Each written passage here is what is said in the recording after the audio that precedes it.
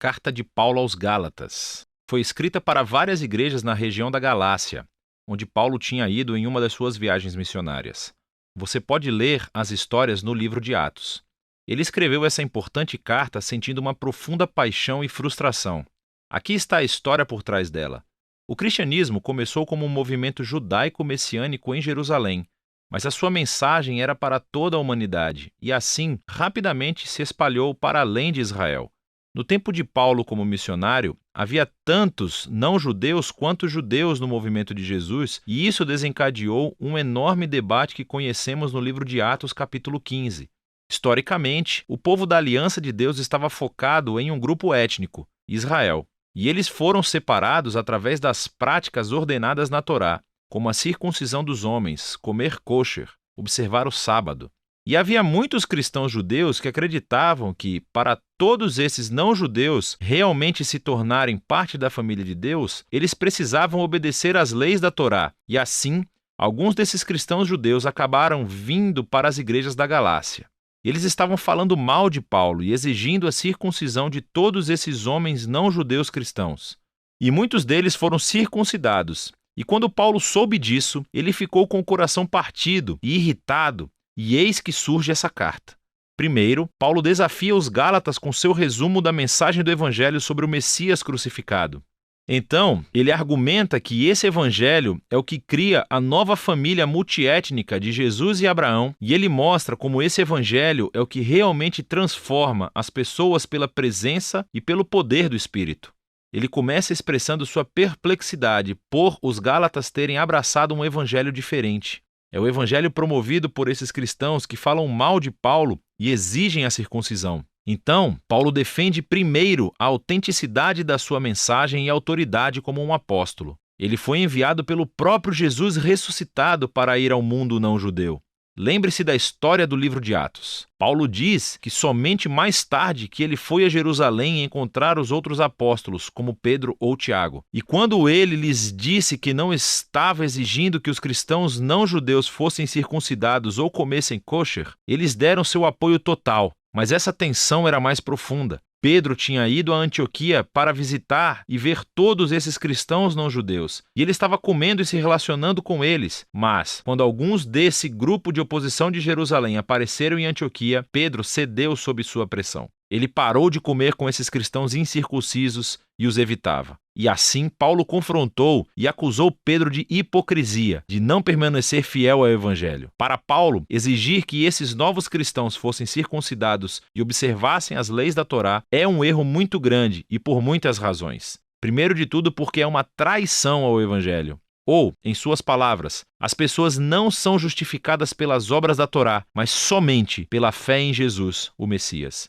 E nós temos fé no Messias Jesus. Ser justificado, literalmente, ser declarado justo, é um termo do Antigo Testamento para Paulo. É quando Deus declara que alguém está em um relacionamento certo com ele. Eles foram perdoados, receberam um lugar na família de Deus e estão sendo transformados pela graça de Deus. E é a convicção de Paulo que ninguém pode ser justificado observando os mandamentos da Torá, senão somente pela fé em Cristo Jesus. Esta é uma frase densa e pode se referir à fidelidade do próprio Jesus para viver e morrer em nosso favor. Ou poderia se referir à nossa própria confiança e devoção a Jesus. De qualquer forma, a mensagem é clara. As pessoas são justificadas apenas ao confiar no que Deus fez por elas, através de Jesus, não pelo que elas fazem por si mesmas. No coração do Evangelho de Paulo está a afirmação de que, quando as pessoas confiam no Jesus Messias, o que é verdade sobre ele se torna verdadeiro sobre elas. Sua vida, morte e ressurreição se tornam deles. Ou, em suas palavras, eu fui crucificado com o Messias. E não sou eu quem volta à vida, é o Messias que vive em mim. E a vida que agora vivo, eu vivo pela fé no Filho de Deus, que me amou e se entregou por mim. E então, a razão pela qual qualquer um pode dizer que está bem com Deus ou que pertence à família da aliança de Jesus não é porque obedeceu às leis da Torá. É somente por causa do que Jesus fez por eles, que eles nunca poderiam fazer por si mesmos. Agora, essa compreensão profunda do que Jesus realizou tem enormes implicações para quem pode agora fazer parte da família da aliança de Deus e o que significa viver como um membro dessa família. Então, Paulo primeiro menciona as histórias sobre Abraão em Gênesis, como ele foi justificado ou declarado justo diante de Deus simplesmente por ter fé. Ao confiar na promessa de Deus, naquele dia, todas as nações encontrariam a bênção de Deus através dele e de seus descendentes. O propósito de Deus era sempre ter uma família grande, multiétnica, de pessoas que se relacionam com ele com base na fé, não nas leis da Torá. Mas isso levanta uma questão importante. Por que foi então que Deus deu as leis da Torá a Israel? Aqui, Paulo oferece uma explicação muito breve e densa, que mais tarde ele completará em sua carta aos Romanos. Ele observa que as leis da Torá foram dadas a Israel no Monte Sinai muito depois da promessa de Deus a Abraão. E se você ler a Torá cuidadosamente, ele diz: você verá que Deus sempre desejou que as leis fossem uma medida temporária. Ele diz que as leis tiveram um papel negativo e positivo. Negativamente, as leis agiram como uma lupa sobre o pecado de Israel. Elas expuseram como Israel compartilhou a condição humana pecaminosa, constantemente se rebelando contra a lei de Deus. E assim, a lei, que é boa, acabou pronunciando Israel e toda a humanidade como culpados. Ou, em suas palavras, as leis aprisionavam todos sob o poder do pecado, mas as leis também tinham um papel positivo. Elas agiam como um professor rigoroso da escola, que mantinha Israel na linha até a vinda da prometida descendência de Abraão, o Messias. E quando o Messias veio, ele cumpriu o propósito das leis em favor de Israel. Jesus foi o fiel israelita que realmente amou a Deus e ao próximo e, como rei de Israel, morreu para levar em si a maldição e consequência do fracasso de Israel e trazer a redenção. E agora, através de Jesus, a descendência de Abraão, a bênção de Deus pode chegar a todas as pessoas, independente da sua etnia, status social ou gênero. Para Paulo, não faz sentido exigir que os cristãos não judeus observem a Torá.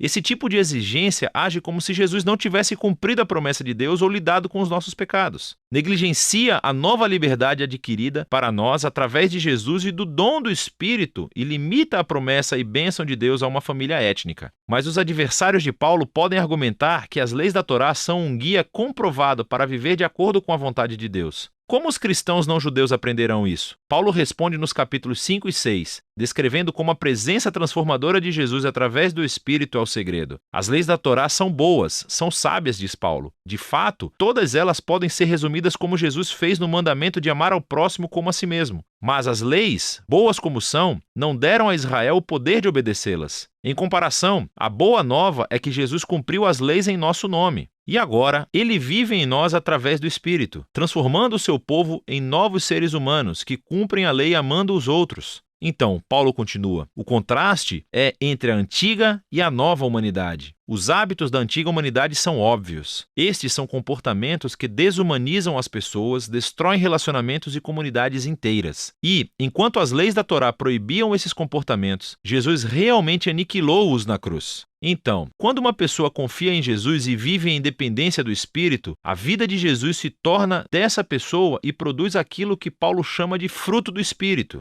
Este é o modo de vida de Jesus que ele quer reproduzir na sua família, para que se tornem pessoas de amor, alegria, paz, paciência, bondade, fidelidade, humildade, gentileza e autocontrole. Mas esse fruto não é automático, diz Paulo. Ele requer cultivo, assim como um fruto real. Ou, em suas palavras, se vivemos pelo Espírito, temos que nos manter em sintonia com o Espírito. Isso requer intencionalidade. Temos que aprender a podar os nossos velhos hábitos e cultivar novos e, ao fazê-lo, somos levados pelo Espírito à medida que Jesus renova as nossas mentes e corações e nos torna pessoas que amam a Deus e aos outros. E assim, o povo de Jesus cumpre o que Paulo chama de Torá do Messias. No final, Paulo conclui, esse requisito para os cristãos se tornarem observadores da Torá ou serem circuncidados é um caminho que perde o foco no objetivo. O que realmente importa é a nova criação de Deus, essa família multiétnica do Messias. Pessoas cheias de fé em Jesus que estão aprendendo a amar a Deus e aos outros no poder do Espírito. E é disso que trata a carta aos Gálatas.